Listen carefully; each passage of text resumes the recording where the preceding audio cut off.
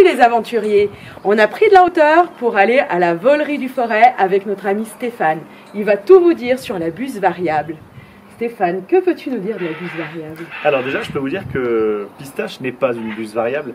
Pistache est un milan noir. Alors, ça me paraissait intéressant de vous présenter la différence justement entre la buse variable et le milan noir. Ce sont deux espèces que l'on voit fréquemment chez nous, notamment dans le forêt. Je crois que connaître la buse du milan, c'est pas très compliqué. Il faut regarder en vol.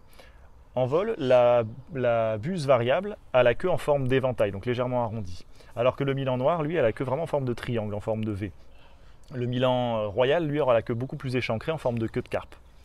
Donc voilà une des principales différences.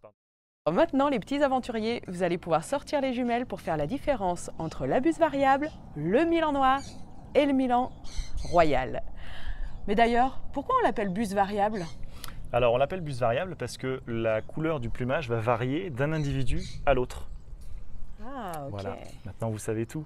On sait tout sur la buse variable, mais on ne sait pas ce qu'elle mange. Alors effectivement, la buse variable va manger de petits rongeurs en général, qu'elle va empiéter au sol, c'est-à-dire attraper, capturer au sol. Le milan noir, lui, va manger principalement des insectes.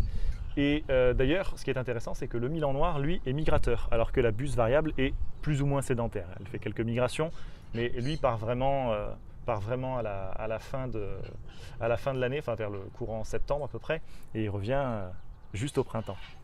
Quand il est au beau jour. Exactement. Il aime le soleil. Et la glace? Tu aimes la glace à la pistache? Oui, quel est son rôle dans la biodiversité? Est-ce que c'est l'allié des agriculteurs, la buse variable? Alors, et les rapaces en général d'ailleurs? Effectivement, les rapaces ont un rôle de régulation sanitaire, notamment par exemple dans la régulation de la myxomatose. Il faut savoir qu'une buse variable ne peut pas capturer un lapin adulte en bonne santé.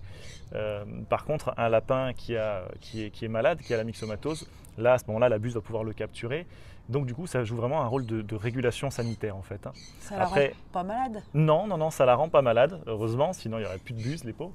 Mais par contre, voilà, ça permet de réguler cette population qui, elle, est malade pour le coup. Après, c'est un très bon auxiliaire pour les agriculteurs, puisque notamment, ils vont capturer des rongeurs qui ravagent les silos, qui se trouvent dans les blés.